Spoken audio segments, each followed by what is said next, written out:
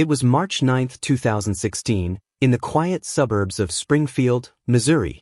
The air was still, the sun not yet breaking fully over the rooftops. At exactly 6:43 a.m., a call came into 911 dispatch. The man on the line identified himself as Nathan Corbin.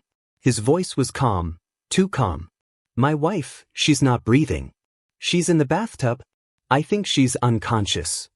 The dispatcher's tone sharpened. "Sir, is she responsive? Have you tried CPR?" The beat.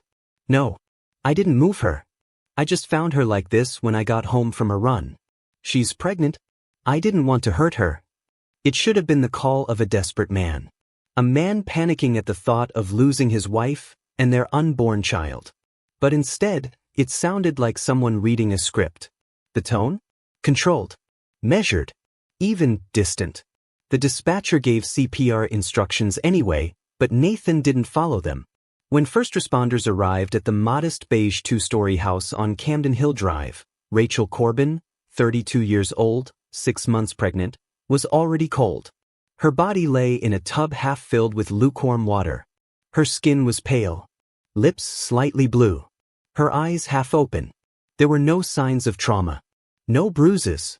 No cuts. No visible struggle. Just stillness. To the untrained eye, it might have looked like a tragic domestic accident. A young mother-to-be losing consciousness in the bath. A devastating fluke. But to paramedic Melissa Young, who had seen more real emergencies than she cared to count, something didn't feel right. She looked too peaceful, Melissa later said in court. Like someone who never got the chance to fight back. Rachel was pronounced dead at the hospital less than an hour later.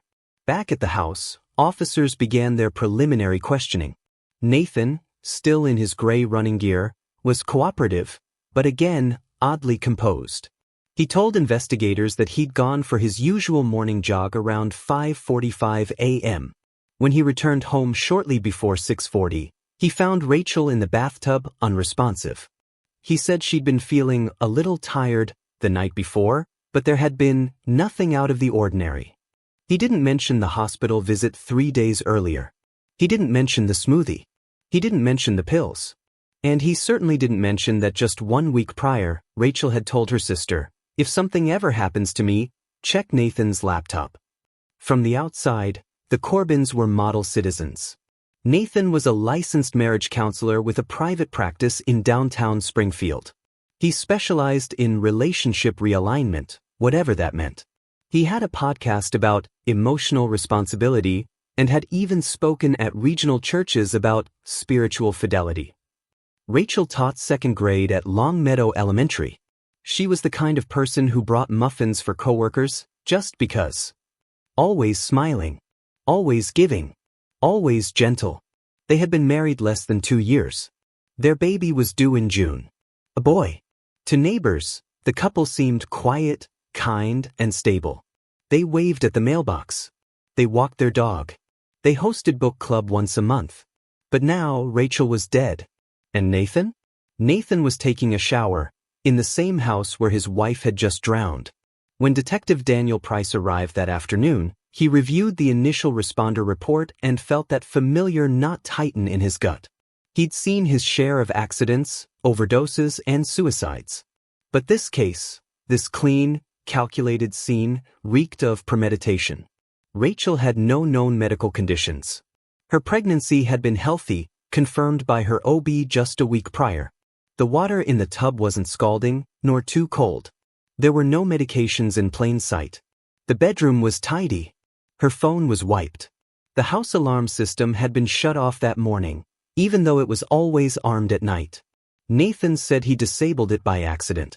Accidents don't erase browsing history. As they waited for the coroner's report, the detectives took a closer look at Nathan's background. They learned about the podcast, the counseling license, his work at the local Christian counseling center.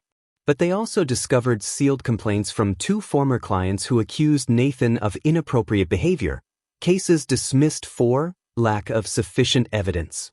Then came the conversation with Rachel's sister, Emily Ellis. She was scared, Emily said, but she didn't want to leave. She thought maybe she could help him, heal him. Rachel had started journaling again, something she hadn't done in years. Emily brought one of the notebooks to the station. In it, Rachel had written, "Sometimes I wonder if he's watching me even when he's not in the room. I can't make my own decisions anymore. I'm afraid to say no to him. In bed, in public, anywhere. He brings me smoothies at night. Last night it tasted bitter." The autopsy results came in 2 days later. Cause of death, drowning. But in Rachel's bloodstream, the coroner found traces of diazepam, a powerful sedative. One not prescribed to her. One not safe for pregnant women. One that, in sufficient doses, could cause muscle relaxation, slowed breathing, and eventual unconsciousness. The amount in her system? Lethal, especially for someone carrying a child. That changed everything. Detective Price called it the quietest homicide he'd ever seen. No knife. No gun. No screams. Just water, drugs, and a man too calm for a tragedy. A man who called 911, but never touched his wife. Before the ambulance. Before the tub. Before the diazepam. There were mason jars of lemonade on a back porch in southern Missouri. 2 people laughing under string lights. A Polaroid of hands laced together, ring fingers gleaming. To the world around them, Rachel and Nathan Corbin were that couple. The kind people pointed to when they needed hope. They met in the fall of 2012. Rachel had just transferred to a new school district. Nathan was giving a workshop on conflict resolution for couples. She didn't even want to attend, it was mandatory staff training. But by the end of the day, he'd made her laugh 4 times. That was rare. Rachel was 28. Soft-spoken, kind-eyed, someone who left notes in her students' backpacks and cookies in the teacher's lounge. Nathan was 5 years older. Confident. When he talked about empathy, people listened. He wasn't flashy, but he made everyone feel seen. Especially Rachel. They went for coffee the next week. 3 months later, they were inseparable. Rachel's sister, Emily, used to joke that Nathan looked like he'd been carved out of a Hallmark husband starter pack. Neatly pressed shirts, polite eye contact, punctual with flowers. But there was something about him that Rachel truly admired. He listened. Or at least he seemed to. Nathan had built a respectable career as a licensed marriage counselor, helping couples work through betrayal, grief, trauma. People trusted him with their most intimate secrets. Gave him a reputation and power. Rachel, by contrast, kept her world simple. Teaching 2nd grade was her calling. Her life was color-coded planners, Target pens, and Sunday phone calls with her mom. She wanted a baby. A house with a yellow door. A man who'd hold her hand at the grocery store. Nathan gave her all that, or appeared to. They married in September 2014. The wedding was held at a rustic vineyard just outside Branson. There were fairy lights and mason jars and a handwritten vow Rachel cried through. A few months later, they bought a 2-story house in a quiet cul-de-sac in Springfield. They got a chocolate lab named Winston. They hung up a sign in the entryway, "Love lives here." But beneath the curated happiness, cracks were forming. Quiet ones. Subtle enough that even Rachel dismissed them as stress. Or normal marriage tension. It started with the emails. Nathan insisted on sharing inboxes for transparency. Then came the shared calendar. The location tracking. The daily check-ins. "I just want to know you're safe," he'd say with a smile. Then came the questions that weren't really questions. "Why didn't you text me during your lunch break? You told me that coffee with Jenna would end at 5. It's 5:20. Who's Brian in your phone?" Rachel laughed it off at first. Love means accountability, she told herself. And Nathan was a counselor. Maybe this was just his way of protecting the relationship. But the air started to feel thinner. In one of her journal entries, later entered into evidence, Rachel wrote, "Sometimes he looks at me like I'm a client. Like he's not listening to me, he's assessing me. And I never know if I'm doing things right, or if I'm just surviving his checklist." Her friends noticed she started canceling outings. She stopped going to book club. When asked, she always had a reason. Nathan's sick, big therapy week, we're nesting for the baby. But one friend, Sarah Welch, didn't buy it. Rachel used to light up when she talked about little things. Classroom stuff. Her students. Their baby. But over time, she just dimmed. She'd pause before speaking, like she was pre-editing herself. In early 2015, less than a year after their wedding, Rachel discovered Nathan had been messaging a former patient. Not just small talk, explicit, emotional texts. Someone he had once counseled through her own divorce. Someone Rachel had met. Nathan insisted it meant nothing. That it was a lapse in judgment after a tough season. He said he wanted to repair things. And Rachel, who still believed in the sacredness of marriage, agreed to try. They started therapy, but not with a licensed third party. Nathan suggested he could lead their sessions himself, a kind of structured introspection. Rachel went along with it, but it wasn't healing. It was surveillance dressed up as therapy. "I feel like I'm being graded," she told Emily once. "And I always fail." In June 2015, Rachel got pregnant. And for a brief moment, the tension seemed to dissolve. Nathan became attentive again, talking to the baby bump, painting the nursery, making pregnancy smoothies. He posted captions like, "She's glowing. I'm learning." But inside the house, the air was tighter than ever. Rachel was exhausted, both physically and emotionally. Nathan began criticizing her appearance, her energy, even how she folded baby clothes. He insisted they pray together each night, but Rachel said it felt like a sermon, not a connection. He also rejected every suggestion for a baby name she made. Only his list mattered. By the time Rachel entered her third trimester, she'd begun to experience sudden dizziness, even blackouts. She told Nathan. He said it was pregnancy hormones. She mentioned it to her OB-GYN, but nothing seemed dangerously wrong. Then, 3 days before she died, she drank a smoothie and collapsed at work. She was rushed to their monitored overnight. The diagnosis? Exhaustion. Mild dehydration. But Rachel wasn't convinced. In a phone call to her sister later that night, she whispered, "That smoothie, it didn't taste right." 3 days later, she'd be found lifeless in the bathtub. The house would be silent. The smoothie cup would still be on the kitchen counter. And Nathan? He would say he just came back from a run. By the time Rachel Corbin was 6 months pregnant, the image of their perfect marriage had been polished to shine, at least on the outside. On social media, Nathan still shared smiling photos from prenatal appointments, quotes about fatherhood, and the occasional blurry photo of Rachel reading baby books by the window. But inside their home on Camden Hill Drive, something much darker was growing. Not just between them, but around her. Rachel wasn't just being watched. She was being absorbed. It started subtly. First, Nathan began managing the household finances entirely. He insisted it was for her peace of mind during pregnancy.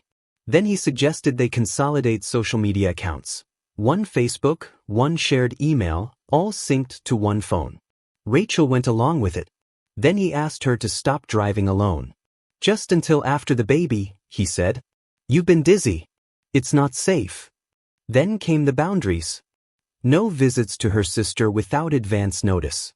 No phone calls after 9 p.m. unless it was him. No talking to her ex-colleagues from the school she'd just taken a leave from.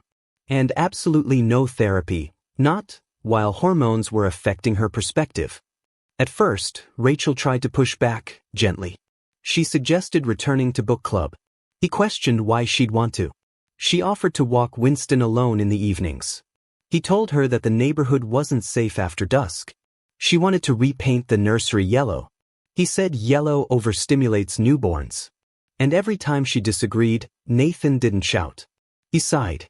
That soft, disappointed sigh, as if she had failed a test. As if love were conditional on her compliance. Rachel's sister, Emily, visited once in January 2016. It was supposed to be a casual sister day, lunch, baby shopping, catching up. But from the moment she stepped into the Corbin house, Emily felt something was wrong.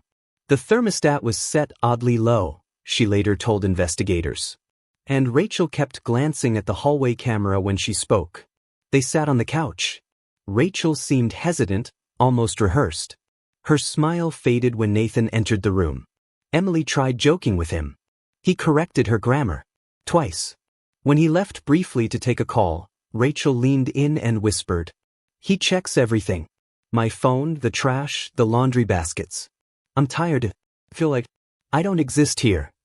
Emily urged her to leave. Rachel shook her head. It's not that simple, she said. I'm pregnant. I'm afraid he'll say I'm unstable and take the baby. That was the last time Emily saw her sister alive. Nathan's control wasn't loud. It wasn't violent. It was a quiet orchestration of dominance, masked as care. He had rules for how Rachel should speak on the phone. He corrected how she phrased things in front of guests. He called her hormonal when she cried. He criticized her for gaining too much pregnancy weight, then offered to cook all her meals, including her smoothies. Rachel began keeping a secret notebook, tucked behind a vent in the guest room closet. In it, she logged conversations, feelings, changes in her body, and small details Nathan would never think she noticed. One entry read, February 22nd, smoothie again. Green with protein powder. Tasted off. Mouth felt fuzzy 20 minutes later. Dizzy. Laid down for 2 hours. When I asked him what was in it, he said I didn't trust him anymore. I don't. Another entry. February 28th, he turned off the motion sensors outside for cleaning, but didn't turn them back on. Why? March 3rd. Told him I had a dream about the baby being born in silence. He asked, was the silence peaceful? That scared me more than the dream. But despite her growing fear, Rachel stayed. Because women like her, thoughtful, trusting, emotionally loyal, don't give up on people easily. And because Nathan had weaponized his knowledge of psychology against her. He would say things like, you're catastrophizing again. Classic cognitive distortion. You're acting out because of unresolved childhood grief. Maybe we should delay the baby shower until you stabilize emotionally. And Rachel, who had spent years teaching kids to trust their voice, began doubting her own. On March 6th, just 3 days before her death, Rachel returned from the hospital after collapsing at school. She told her OB she felt dizzy after breakfast, but her vitals stabilized. Their doctors saw nothing urgent. But that night, in a call to Emily, Rachel said, he made me a smoothie again this morning. Said it would help. I drank half before I had to lie down. If anything happens, promise me you'll look through his laptop. Emily froze. Rachel, you're scaring me. Rachel replied, I scare myself sometimes. But it's not me I'm scared of. The next morning, Nathan told a neighbor that Rachel was doing fine, that the hospital visit was just a hiccup, and that they were back to nesting. He brought out a box of baby books and placed them in the donation pile. When asked why, he said, we already picked the good ones. That afternoon, he bought more smoothie ingredients. The receipt, later recovered, showed almond milk, spinach, frozen banana, peanut butter, crushed pill capsules, vitamin I. 3 days later, Rachel would drink another smoothie. And that would be the last time she stood up on her own. It was a Wednesday morning, March 9, 2016. The sky over Springfield, Missouri, was heavy with gray clouds, but the rain hadn't come yet. Inside the house on Camden Hill Drive, the kitchen smelled faintly of peanut butter and banana. The blender was still out, its base wiped clean, but flecks of green stuck to the glass pitcher. The cup on the counter held the rest of what Nathan Corbin called her morning smoothie. That morning, Rachel never finished it. According to Nathan's statement, he had gone for his routine jog around 5:45 a.m. He claimed he returned home just before 6:40 and walked into the master bathroom to find his wife unconscious in the bathtub. He didn't say he screamed. He didn't say he shook her. He didn't mention the fact that her phone was wiped, or that the home's security cameras, which typically uploaded directly to cloud storage, had been disconnected 2 hours earlier. Instead, he made a 911 call that would become the centerpiece of the entire case. My wife, she's not breathing. She's in the tub. I think she fell asleep or fainted or something. She's pregnant. I didn't touch her. The dispatcher's voice was steady, urgent. She asked, have you tried CPR? No. I don't want to hurt the baby. I think she's gone. Police and EMS arrived within 5 minutes. The front door was unlocked. Winston, their dog, was in his crate, unusually quiet. Rachel lay in the bathtub, water halfway up her side, her head tilted awkwardly, hair floating at the edges of the drain. She was fully clothed in a long maternity t-shirt. Her lips had turned a dusky gray. Detective Daniel Price would later write in his notes, "Scene unusually clean. No blood. No bruises. No sign of struggle. But too much control. Too much calm."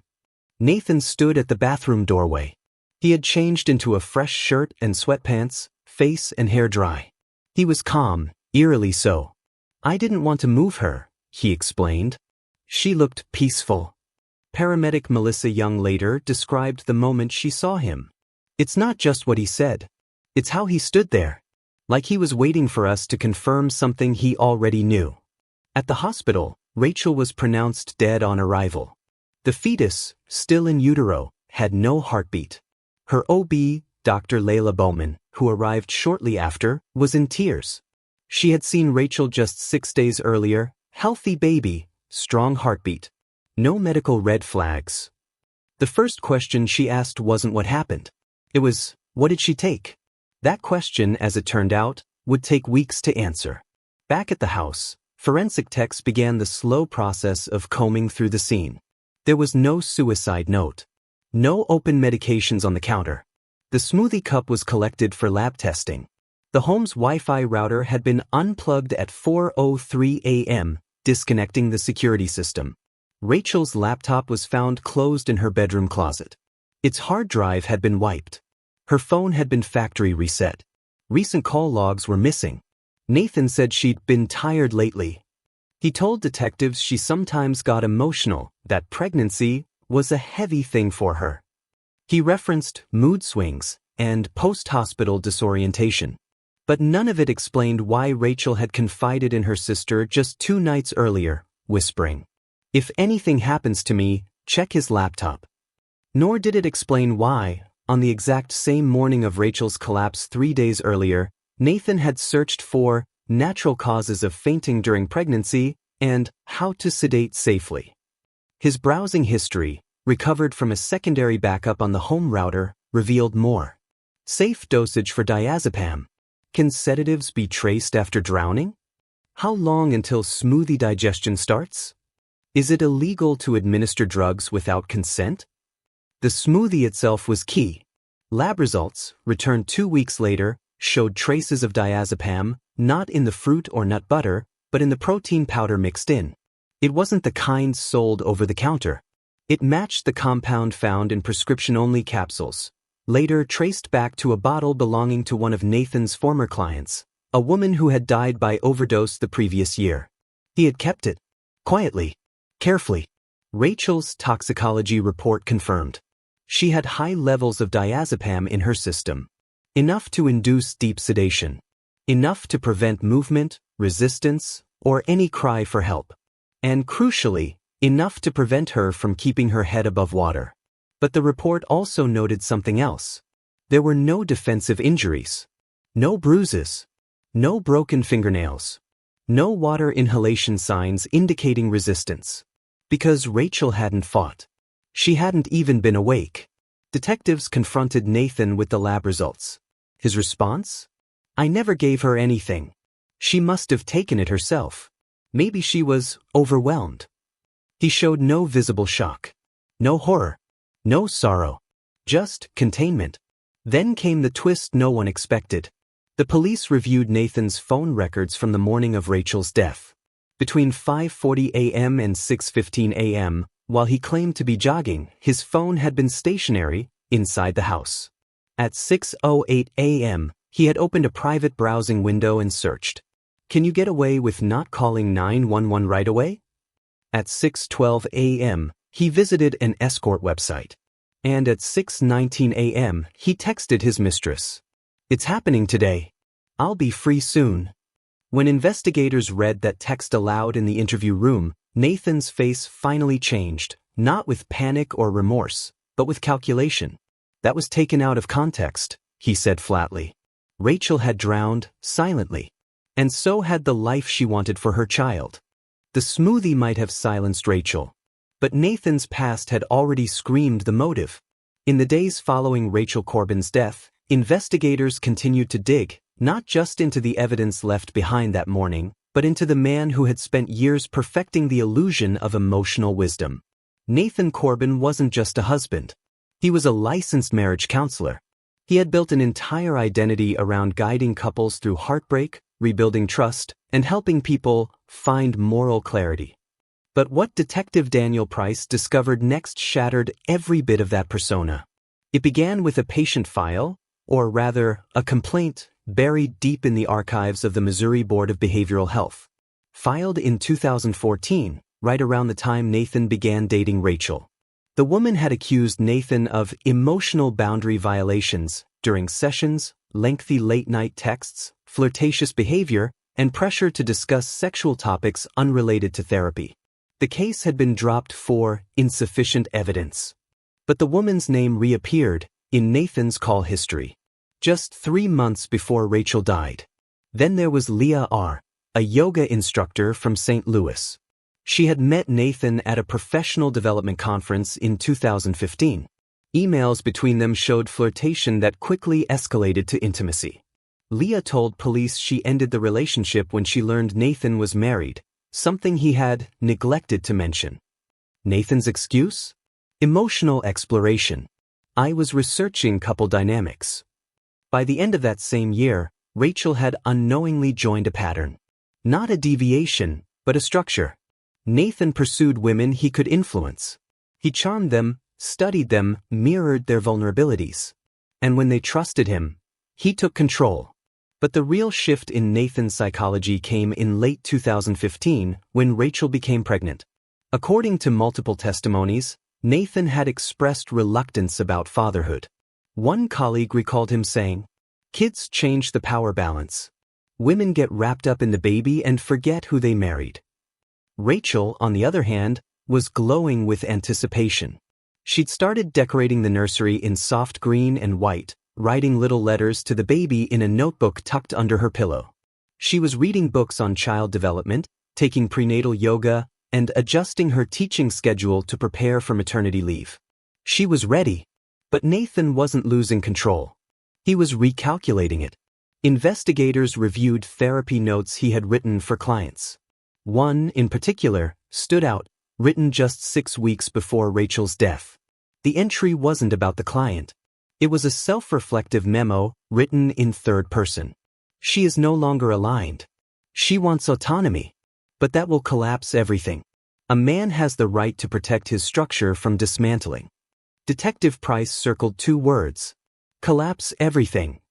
A month before her death, Rachel had started pushing back more. She told Emily she wanted to return to work full-time after the baby was born. She had reconnected quietly with an old colleague about taking a leadership role at the district level. She had even begun hiding parts of her journal outside the house, storing them in Emily's garage. "I think he senses I'm drifting," she wrote.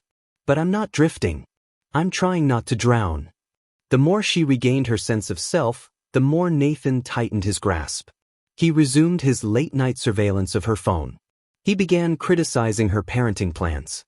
He hinted that her emotional instability might make joint custody problematic, just in case. That was when Rachel made a decision she never got to carry out. She emailed a friend who worked at a local women's shelter. Subject line, "Just a question for now." Nathan never found that email. But he did notice the shift. On February 27th, 2 weeks before her death, Nathan searched. How to induce sleep without consent. Drugs that mimic anxiety symptoms. Custody laws Missouri domestic emotional instability. He also searched, how long does diazepam stay in the bloodstream? And then, how to reset an iPhone before police get it. By early March, the blueprint was taking shape. Nathan began giving Rachel daily smoothies. He started disconnecting the Wi-Fi router every night. He told her he was taking her stress off her plate by managing more of her routines. And on March 6th, the day Rachel collapsed at work, he made 2 phone calls immediately after the hospital released her. One was to a disposable number linked to an escort service. The other was to Marla Hayes, the woman from the old patient file. When questioned by police about the calls, Nathan shrugged. "I was venting. Rachel had been difficult lately. I needed someone to talk to. But Rachel's journal told a different story. The smoothies make me feel heavy. My eyelids burn. Today, I dropped a dish and didn't even hear it hit the floor. The final piece came from Rachel's OB-GYN, Dr. Bowman. She told investigators. Rachel asked me if diazepam could be passed from a husband through kissing. I told her no, and asked why. She smiled and said never mind. But I saw fear behind her eyes. In the end, Nathan didn't murder Rachel out of sudden rage. He didn't lash out in a moment of uncontrollable emotion. He designed her death like a counselor crafting a treatment plan. Step by step. Silent. Systematic.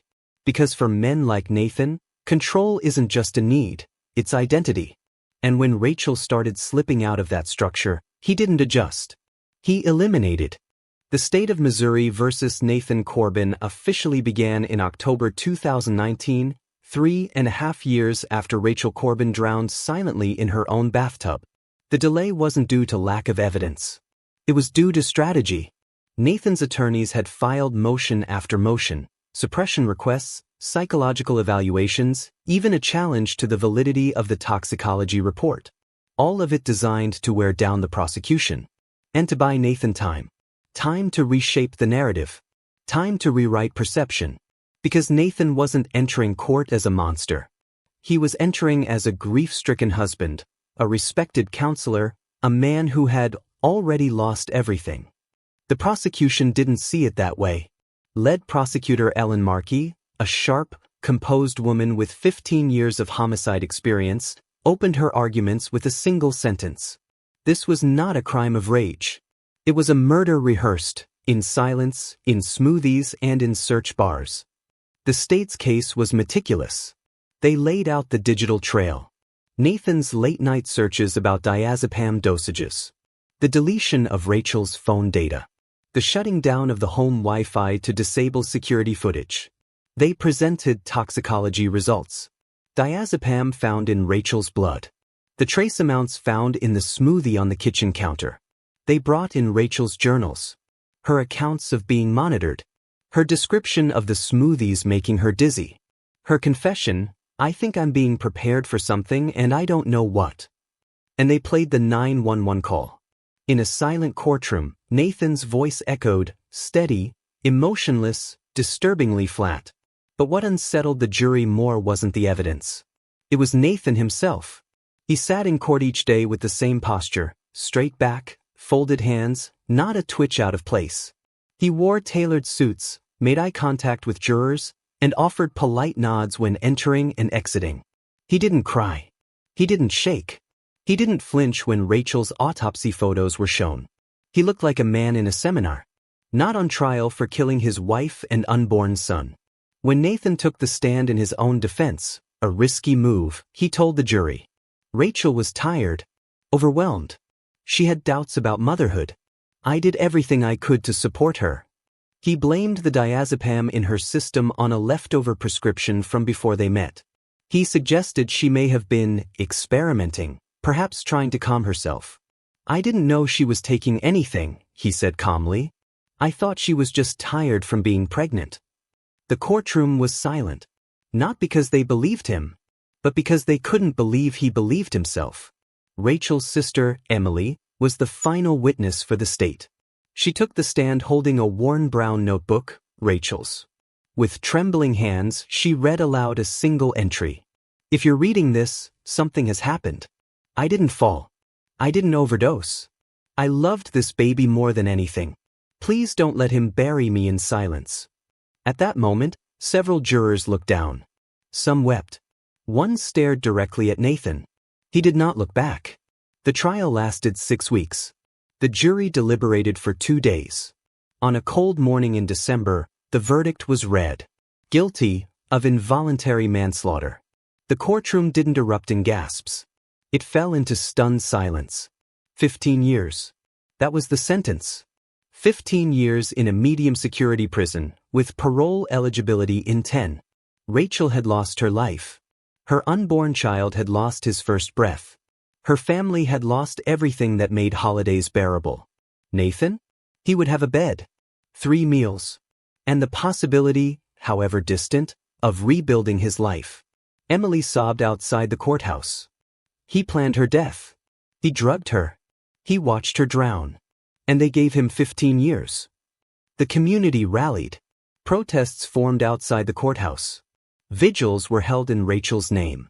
A petition circulated, demanding reform for how domestic homicide cases involving psychological abuse were charged. Because that was what this was. Not just a murder, but an erasure. Nathan had taken everything from Rachel, not through a weapon, but through manipulation. Through timing. Through the slow corrosion of her voice, her confidence, her body. And in court, he stood untouched by guilt, untouched by grief, untouched by the weight of a life he ended. He never apologized. Never admitted wrongdoing. Not even when given the opportunity at sentencing. "I don't believe Rachel would want vengeance," he said to the court. "I still love her. I always will." Rachel's family never responded. They didn't need to. Because everything that needed to be said was already written.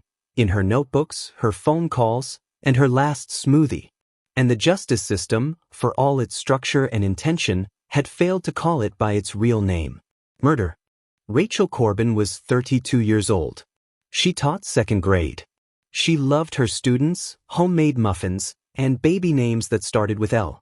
She wrote letters to a child she would never get to meet. And she died in silence, in the one place she should have been safest. But her story didn't end in the bathtub.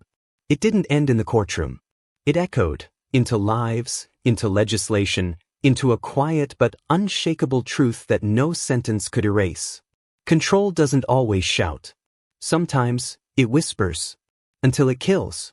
After the trial, Nathan Corbin was transferred to the Midwestern Correctional Center to begin serving his 15-year sentence for involuntary manslaughter. He declined all media interviews. He refused to speak to Rachel's family.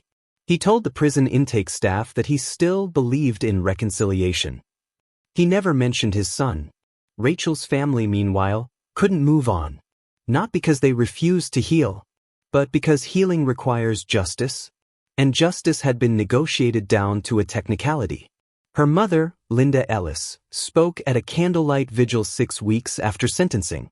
Hundreds gathered outside Longmeadow Elementary, where Rachel used to teach. She was our light. And he dimmed her one control switch at a time. And we need the law to recognize when someone kills without leaving a bruise. The case triggered a wave of support online. Survivors of coercive control, from across Missouri and beyond, began sharing their stories under the hashtag #SheDidn'tFall. A movement took shape. Advocates pushed for a new bill, legislation that would allow patterns of psychological abuse, gaslighting, isolation, medication control, to be considered as aggravating factors in homicide sentencing. It was nicknamed Rachel's Law. The bill faced opposition, too vague, some argued, too hard to prove. But families, advocates, and domestic violence experts persisted. Because Rachel wasn't the first woman silenced. She just left her evidence behind. Emily, Rachel's sister, became the face of the campaign. She carried her sister's worn journal to every press conference, school board meeting, and Senate hearing. In one testimony she read aloud. March 3rd, he asked if silence was peaceful. "I think he's trying to teach me that it is." Her voice broke. The room didn't. It held its breath. In 2021, 2 years after the trial, Rachel's Law passed in Missouri with bipartisan support. For the first time in the state's history, emotional coercion and psychological domination could be weighed in sentencing for domestic crimes, not just physical harm. It wouldn't bring Rachel back, but it ensured others like her wouldn't disappear in legal gray areas. Nathan filed for parole in 2026, the earliest he was eligible. It was denied. The board cited lack of remorse, continued refusal to acknowledge intent, and high manipulation risk. In his statement, Nathan wrote, "I still maintain that Rachel's death was a tragic accident. I loved her." Those words were the same he used on the stand. The same he'd written in a sympathy card to Rachel's parents, weeks after her funeral. Words that once might have sounded like sorrow, but now, they sounded like rehearsed deflection. At Longmeadow Elementary, There's a bench now. It sits beneath a tall oak tree near the playground. The plaque reads, "In memory of Mrs. Rachel Corbin, she saw the light in every child." Some mornings, students still leave drawings tucked into the cracks, hearts, stars, sometimes tiny letters written in shaky crayon. "Thank you for being kind." Rachel's students didn't know what happened. They weren't told the details, but they felt the loss. Because when someone like Rachel disappears, the air changes, not violently, but subtly. Classrooms grow a little quieter. Mailboxes go unanswered. Laughter, once effortless, becomes scheduled. Emily once said, "It wasn't the drowning that killed Rachel. It was the disbelief that someone who loved her could do it." And that's the hardest part to accept. Because Nathan didn't fit the profile of a killer. He was educated, soft-spoken, outwardly stable. He spoke of values, of forgiveness, of growth. But inside, he was methodical. He studied psychology not to heal, but to control. He used silence like a weapon. And Rachel, trusting, loyal, hopeful, became the perfect target. Her story isn't about a bathtub. It's not even about diazepam. It's about what happens when a slow erosion of power goes unnoticed, until it's too late to stop. So the next time someone says, "He doesn't hit her. He's just strict," or "She's probably overthinking it," or "Maybe she's just hormonal." Remember Rachel. Remember her journal, her smoothie, her silence. And remember what silence can mean when it's the last sound someone leaves behind. Candle, in memory of Rachel Corbin and every victim of invisible violence. Let their stories never go quiet again.